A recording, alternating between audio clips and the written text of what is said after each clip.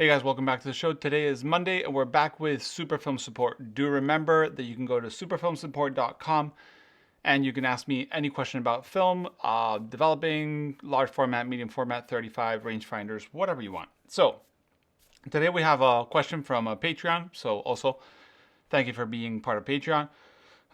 He talks about the C41 and E6 processing, and the questions are, there's multiple questions. So can you reuse the stock solution, and if so, how long will they last? How do you work out how many films you can develop? Can you use this in a universal Patterson tank or SP445 tank for color? If not, are there any low-cost alternatives? And his main focus is he wants to start developing color. This is coming from Jonathan in the UK. So thank you for the question, Jonathan. I'm going to start with the first answer is the best is looking up instructions. So I'm going to leave the link below for the Tetenal C41 and E6 PDF. And every time you want to use any sort of chemical and you've got questions, look at what product it is, write the name, and then PDF on Google.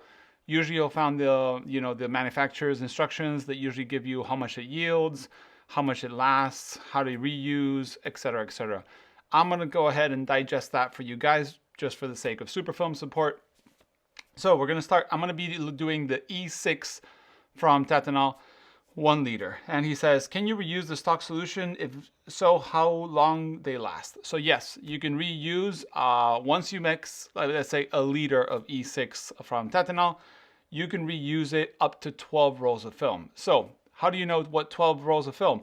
Well, 12 rolls of film of 35 millimeters or 120 medium format are the equivalent to basically an A4 sheet of paper, just like the usual paper we use for, offices and so far. As you guys know, that's like an 8x10 sort of thing if you're in the 8x10 inch kind of thing. And that is the equivalent to 4 sheets of 4x5 or 1 sheet of 8x10 or 2 sheets of 5x7. So if you're going to be shooting large format, only 4x5, let's say, and you want to do 12 rolls of 35, you're like, oh, how many sheets that is? Well, 12 times 4, 48 sheets. So you can develop 48 sheets with 1 liter of Tetenal E6, and you can reuse that liter till you do those 48 sheets. How long will they last? Well, I'm going to go to the PDF and have it here, and basically it gives you times depending on how used your chemistry is. So first developer, which is the first developer you use, freshly applied solution, 8 weeks. 50% used solution, 2 weeks. Open concentrations, 24 weeks. Color developer, fresh applied solution, 12 weeks. I'll put the little chart here. 50% used solution, 6 weeks. And open concentrations, 24 weeks. Bleach, fix, and stabilizer, 12 weeks for just mixed, 12 weeks for half used, and 24 weeks for opened. So I would go to the minimum time. Once you've used some of it, you have 2 weeks. What you can do is divide it into half a liter and half a liter, depending on what tanks you're using. And instead of 2 weeks, it'll last 8 weeks. So you have half a liter you haven't used, half a liter you've used. That little one that you've used can last for 2 weeks. I've used it for more than 2 weeks. If you keep it in cold storage, like a fridge, it lasts a little longer. If you keep it in the heat, it lasts a little less, just so you know. So let's go back to the questions. How do you work out how many films you can develop? Basically, like I said, a sheet of paper is 8x10. That's 4 sheets of 4x5, 1 sheet of 8x10, or 2 sheets of 5x7.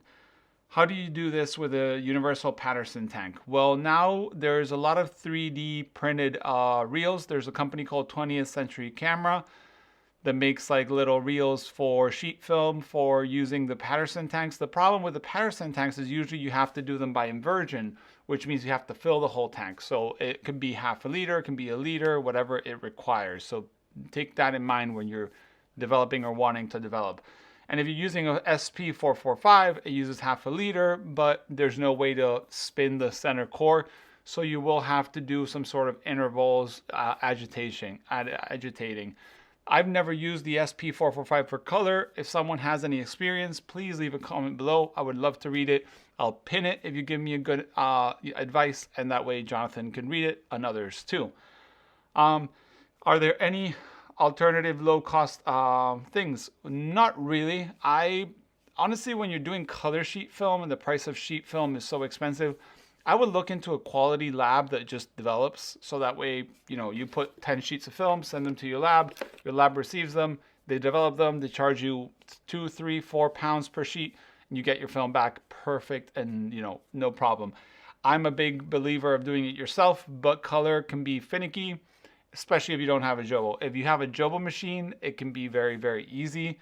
Not that it's impossible without a Jobo machine, but it's a bit more special. Chemistry has to be very at a temperature that's like 38 to 39 degrees. Yes, you can use something like the Cinestill sous vide machine, the TCS 1000. You can use a normal sous vide if you want that. It works like that, but I suggest if you're starting, maybe send them to a lab a couple of times and then build up the, you know, materials and the know-how of how to do color. If you haven't done black and white, maybe even more so. I do think you've done black and white, Jonathan, but for others, just in case. So yeah, that's the deal with that. C41 is pretty much the same, but C41 does last a little longer as the chemistry is less sensitive to time and you know, oxidating. So just take that in mind. And yeah, it's pretty simple to do, but just beware. And yeah, slide film, sheet film is amazing. I highly encourage people to shoot more slides. They are just, it's another world. And this is 5x7, which is really rare to see. This is old stock. But yeah, guys, thanks for watching. As I said, Superfilm support is basically brought to you by Patreons. If you feel like helping me support these kind of questions on Mondays, you're more than welcome. As I said last week, I'm going to be trying to do more than one a week. We'll see how that goes. I do want to give the best information possible, so I'll see how I can manage quality information and, you know, help plus the amount of videos. So yeah, guys, thanks for watching and see you in the next one. Bye.